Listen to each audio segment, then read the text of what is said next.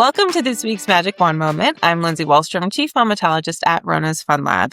It is Music and Art Therapy Month, and today I'm joined by Jessica Radetsky, founder of Broadway Hearts, which is an organization dedicated to bringing music, joy, and moments of Broadway magic to hospitalized children bravely facing medical challenges. Jessica, thank you so much for being here today. Thank you so much for having me. I'm honored to be on your show.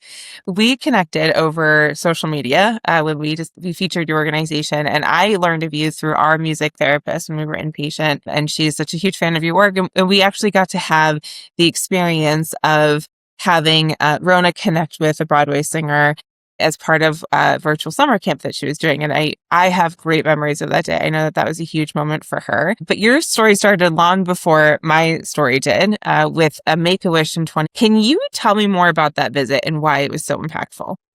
Absolutely. So I have been a part of the Broadway community for many years. I was a member of the Broadway company of Phantom of the Opera for almost 21 years. And so we had multiple Make-A-Wish kids come to see the show on many occasions. And those shows were a highlight for me personally, and for many of my castmates as well. Those shows were really fantastic. And we had the opportunity as volunteers to stay after the show and meet the families and get to know the kids a little bit, take them on a backstage tour if that was possible for them, sit and chat with them, get to know them a little bit and hear their stories, and just be a part of that evening for them and try and make it as special as possible. On occasion, they would cancel.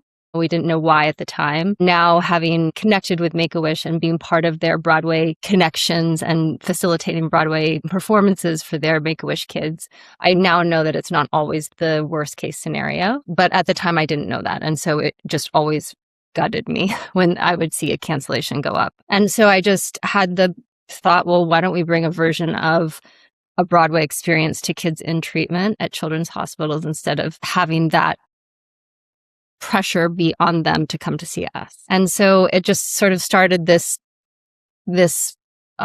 rolling of an idea. And I started reaching out to local hospitals and said, can I bring a group of Broadway performers in to sing with the kids, hang out with the kids, whatever we can do. And one hospital turned into two and two into three. And then we started performing virtually, and different programs started to come up. And that was, in 2000, we started early 2018. We became a nonprofit in 2000, a 501c3 in 2019, and then we have just sort of flown from there. Yeah, it's been amazing growth, really, when you think about it, because it can be really hard to get into working with hospitals. Obviously, there are a lot of safety procedures and protocols that have to be followed. What was it like to go through that process of going from having kids come to you to going to the kids? It took me a really long time. I'll be honest. It took me a really long time for one hospital to allow us to come in. It took many, many phone calls and a lot of convincing that I was legit and that we were legit and wanted to come in. And it was after one hospital saw that we were truly a group of professional Broadway performers with credits, and we were actually in shows. And what we were doing was just something that we wanted to do. There were no strings attached, and it was just a really pure, honest offering that we had. And once one hospital could vouch for us, and then other hospitals were like, oh, absolutely, this is great. Yeah.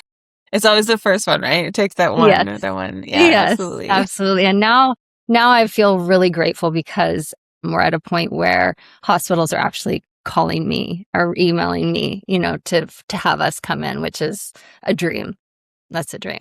Absolutely. Absolutely. Yeah. What has most surprised you about this journey? Oh my gosh. It's so what began as a really organic sort of thought and just a little seed of an idea has now become something that I, go to bed and wake up thinking about.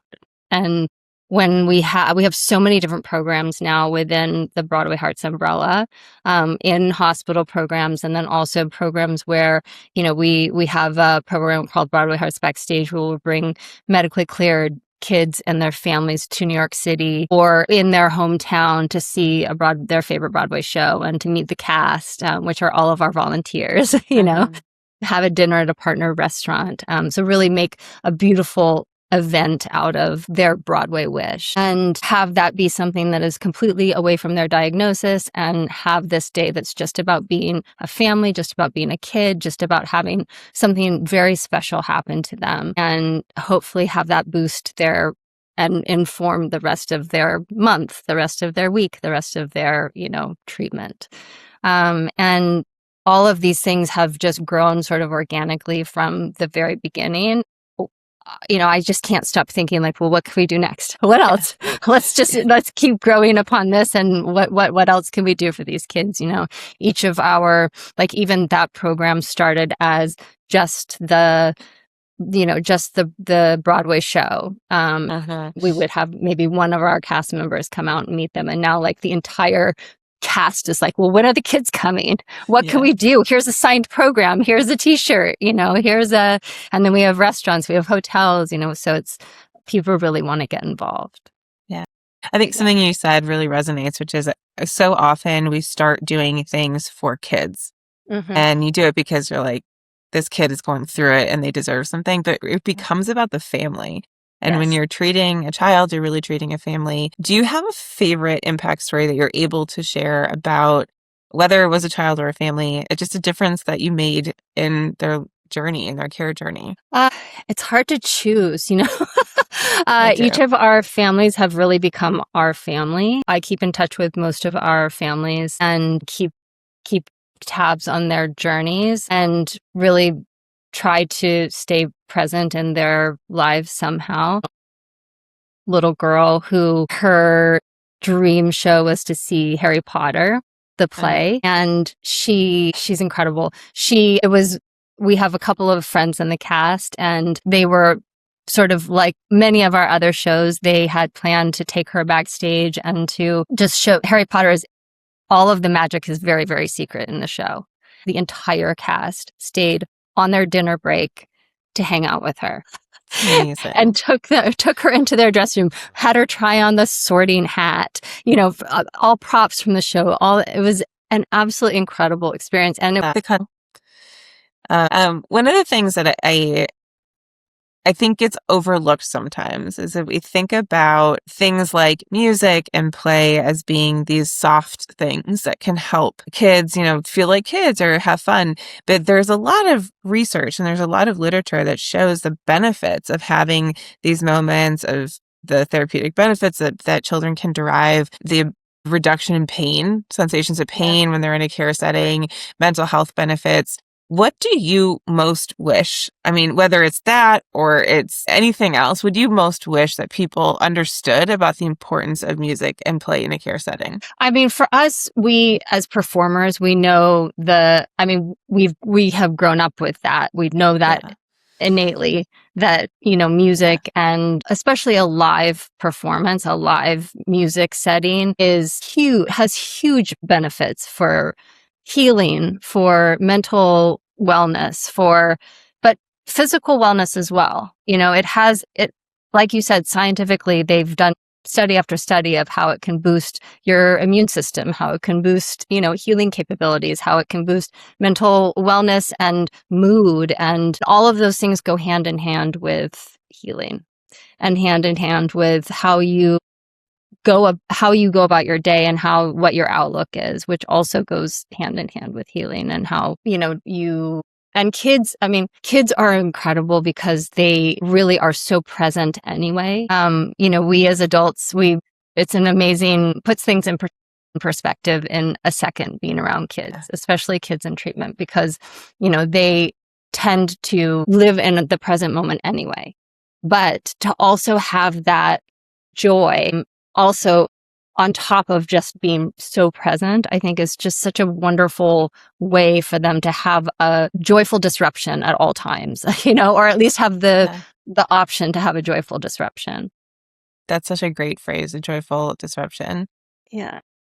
What was the first moment? Can you tell me about the first time that you created a joyful disruption in a room? Yes. Oh my goodness. So we had one of the first times that I thought, oh, this is something that we have to do and never stop doing. We were at Hassenfeld Children's Hospital in New York City at NYU, and we are in hospital visits, we go room to room and we sing with the kids and we take requests and we sing whatever the kids want to hear. And we were singing a Disney song for one of the little girls in there. And she just started dancing in her legs, and dancing. And she had a big smile and her parents just started crying.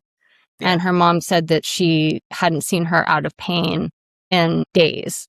And this was the first time that they had seen her respond in a positive way to something. And, for me, that was like, oh, this is working. This is magic, and we were just singing a Disney song and one of her favorite Disney songs. She was obsessed with the Little Mermaid, like everyone is.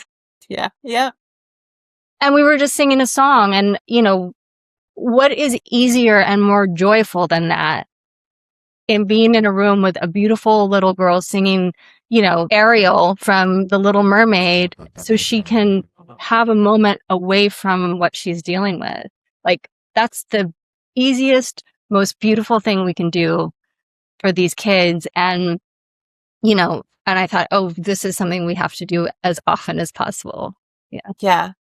Yeah. I think too, there's an element of when you have a kid who's in the hospital, having a joyful disruption can also just entail having someone new come in because you see the same faces over and over. And as the parent, you see the same faces over and over.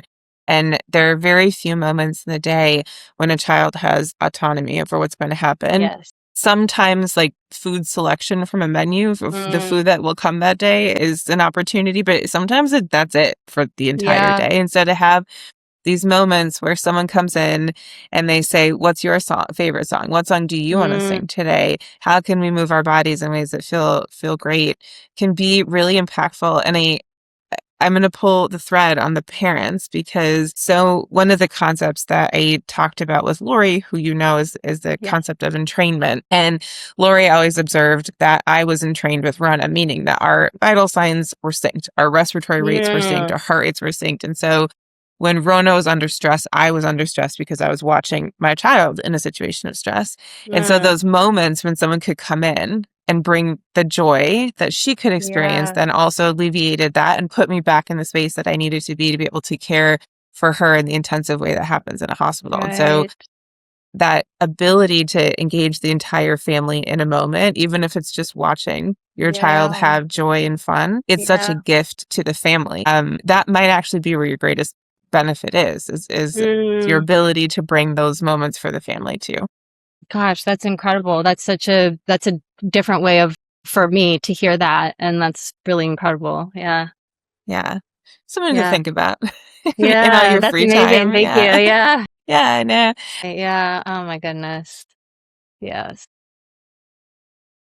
So speaking of families, on your website, it mentions that the organization is dedicated to your father, Peter. Yes. First of all, what was your favorite thing about your dad? Oh my gosh. It's not even possible to choose one. My dad was the most incredible person, hands down. He was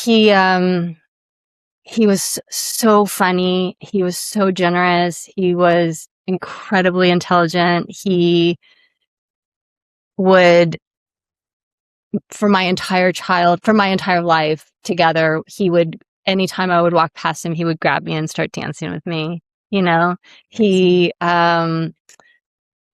we would talk a million times a day or text a million times a day.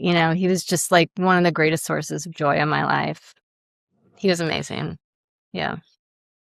I think I might know the answer to this based on what you just said, but what does it mean to you to have the organization dedicated to his memory? I mean, it's everything. When we lost him, I knew that I wanted to do something to honor him. Tried for so many years to figure out what that was, whether it was going to be a pancreatic cancer foundation or genetic cancer foundation or something. I couldn't figure it out. And Cancer Foundation was just too raw for me to be in that space all the time, just because, grief is as you know, a really tricky thing. It's very tricky. Yeah. And, we lost him 16 years ago and it feels like yesterday a lot of the time. but he loved musical theater so much. And he was just such an incredibly generous person. And he loved kids, and he, was in the science world, and he was just everything that I want to be in my life. I can just look to him, and my mom too, but really look to emulate. So knowing he would have loved what we're doing, he would just absolutely love what we're doing. So knowing that, I get to dedicate this to him is like a dream. It's so interesting that one of your core memories is that he would grab you and dance and have these moments of joy with you, and you get to do that now with kids on his behalf. That's fantastic. Yeah. I What a feel legacy. really lucky that I get to combine the two things. Yeah. I have one last question for you today, which is the name of the series is The Magic Wand Moment, because I'm going to hand you an imaginary magic wand and you're going to receive it. You get to have one wish, and that one wish is essentially your wish for how we can improve pediatric care. What would your wish be and why? Well, I guess if it were a true magic wand, then we wouldn't have any need for pediatric care. But if it is the magic wand that I get to sort of just brush it for our organization and for my knowledge of what I know in pediatric care, which is not the same as what you know in pediatric care, because I think you would do something very different. Two things, I guess. So for our purposes, we visit with hospitals virtually, we visit in person, but most of our weekly visits are virtual. So I would love for all the hospitals all across the country, worldwide, to have incredible virtual capacity so that we could visit with all of the kids in every children's hospital. And that would be really, really wonderful for us. And there are also hospitals that have, full windows in every single room that kids get to look out over a beautiful river or some beautiful vista. I would also really love that for every kid, to just have something really beautiful to look at. I think those two things, sort of that instant inspiration of just something really beautiful to see. And then also for us, selfishly, we would love to just be able to be broadcast and have that connection with every kid in every hospital, because I know a lot of hospitals don't have the money to put in that kind of system. So I would love that. It's not selfish for you. I think social isolation is a very big thing. And so granting your wish would be able to solve for a lot of concerns in the pediatric care setting. Jessica, thank you so much for joining me today. Thank you. Am I correct in assuming that if for people to learn more, they should go to your website? Please, yes. Absolutely. BroadwayHearts.org. BroadwayHearts.org, and all roads lead to us. So just email, even Instagram, all the roads lead to us. So just please go ahead and be in touch. We would love to hear from you. Yeah. And we'll also include the link in the show notes. Thank you so much. I appreciate your time and all the work that you're doing on behalf of kids. Thank you so much. Thank you, Lindsay.